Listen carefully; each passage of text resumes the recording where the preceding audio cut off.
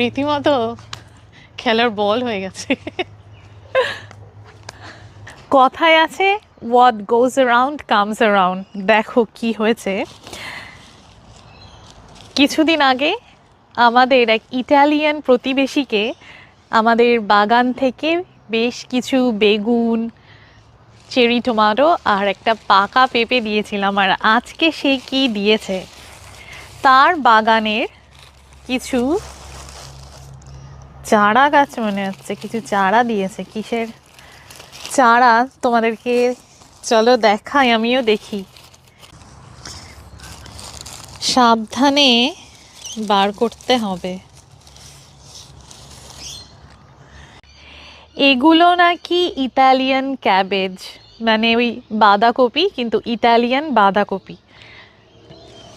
শীতকাল আসছে তো ওই জন্য শীতের সমস্ত চারা গাছ। আর এইগুলো হলো স্যালাড, ছোট ছোট পেঁয়াজ স্যালাড। ভাবছি চলো গিয়ে বাগানে এগুলো পুঁতেই দিই।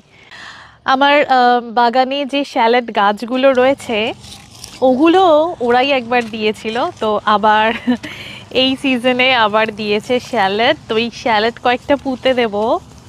এইগুলি দেখো, কি যেন একটা বলেছিল, নামটা ভুলে গেছি, কিছু একটা শাক আর কি।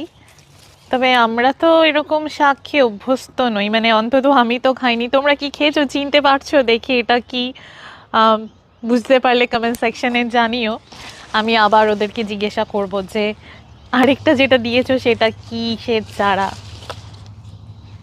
আমার তো দেখে মনে হচ্ছে সর্ষে শাক, কিন্তু সর্ষে শাক তো ওরা খায় না, আর সেই নামও ওরা বলেনি। চেনাশোনা নাম বললে নিশ্চয়ই আমার মনে থাকতো।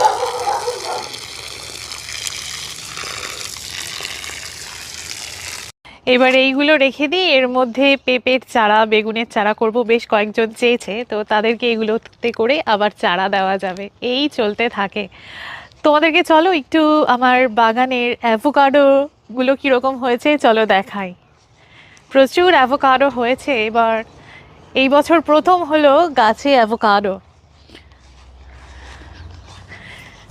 দেখো কত অ্যাভোকাডো, একটা আবার ফেটে গেছে দেখছি। বাবা, কি করে ফাটলো কে জানে, এটাকে পেড়ে ফেলতে হবে।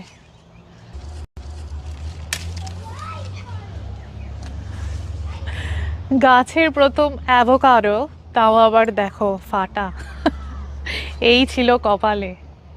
এনিওয়ে, পাউরুটির উপরে দিয়ে খেয়ে নেব স্যান্ডউইচ বানিয়ে।